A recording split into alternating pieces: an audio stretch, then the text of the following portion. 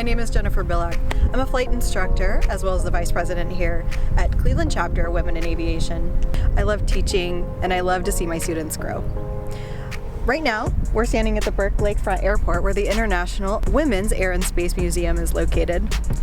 Women in Aviation is an international organization and has over 140 chapters, ranging from China to Ireland to Botswana. Women in Aviation have also donated $10 million to scholarship funds, I being a small recipient for my CFWI a year ago. Hi, my name's Dakota Medic and I'm a student pilot. I too was a scholarship winner and it actually helped me get my private pilot's license and move on to instruments so I can fly in the clouds. The Cleveland Women in Aviation chapter really helps because I'm surrounded by like-minded individuals that help guide me throughout all of the different things that you go through to be a pilot, and I love it so much. Welcome to the International Women's Air and Space Museum. We were established in 1976 by a group of 99s who wanted to really preserve the history of women in all areas of aviation and aerospace. And we have exhibits on Amelia Earhart, Bessie Coleman, the Mercury 13, exhibits like this plane behind me, the pretty purple putty tat of Tracy Pillars, who made this plane inside her own garage. We do programs and outreach opportunities within our communities. And we really love sharing the stories of women in all areas of aviation and aerospace. You don't have to be a pilot to be in aviation. You can be an engineer, you can be a mechanic, you can be a flight traffic controller. We really celebrate those stories here at the International Women's Air and Space Museum. Hi, my name is Leah Hetzel. I'm a pilot for Delta Airlines, and this is my daughter, Maya.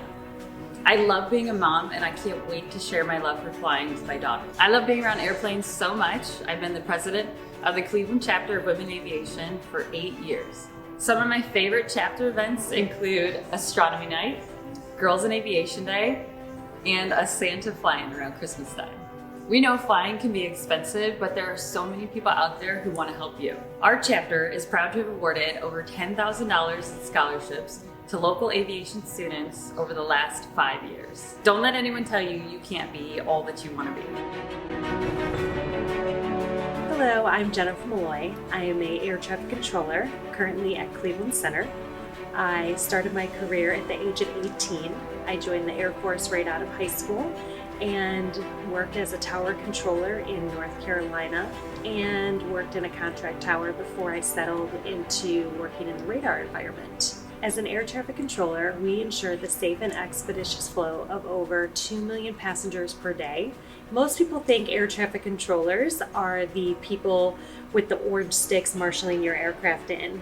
In actuality, there are two different types of controllers: a tower controller, which you see at the airport, and a radar controller. Together, the tower and radar controllers get your aircraft to your destination safely and efficiently. Now we're going to talk a little bit about Joanne Morgan. When she moved to Florida in high school, her and her friends would watch rockets blast off just across the river. She used to say, "I've got rocket fuel in my blood." Morgan was the only female engineer in the firing room during the launch of Apollo 11 on July 16, 1969. Morgan was a pioneer of her time, and today, women make up 16.7% of 14,000 controllers across the U.S. Hi, I'm Stephanie Childress, and I'm a corporate pilot. I fly a Falcon 900 jet.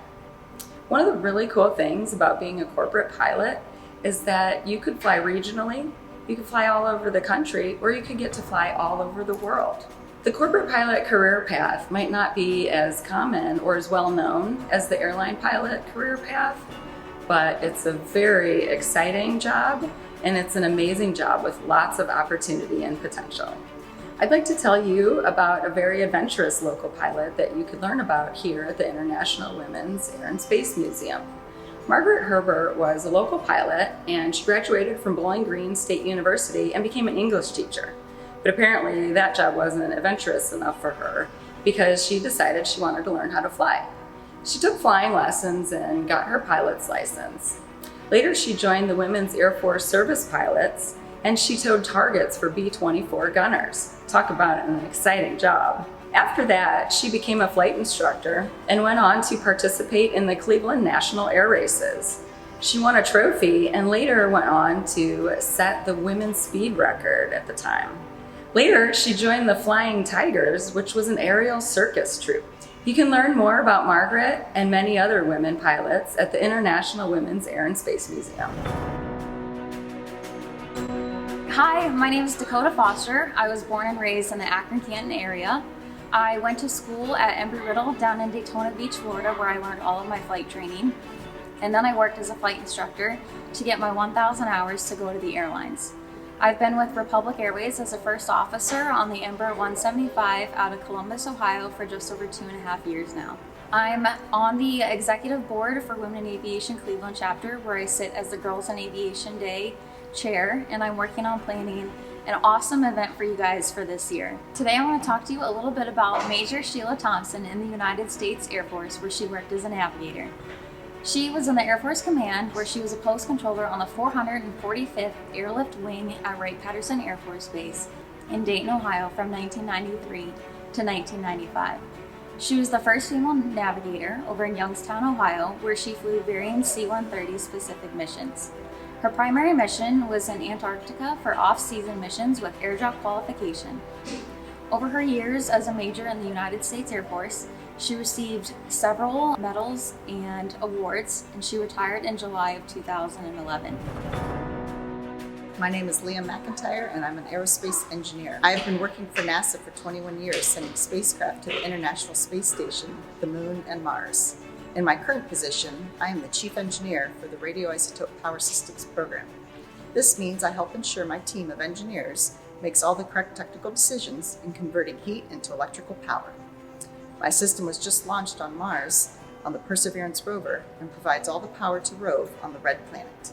But one of the most amazing spacecraft NASA has built is about 200 miles above the Earth, our International Space Station. Astronauts have lived and worked continuously on the space station for the last 20 years, conducting experiments. They study effects of spaceflight on the human body and conduct research on astrobiology, astronomy, meteorology, and physics. If you have an interest in math and science, and with a little perseverance, you too can work at NASA.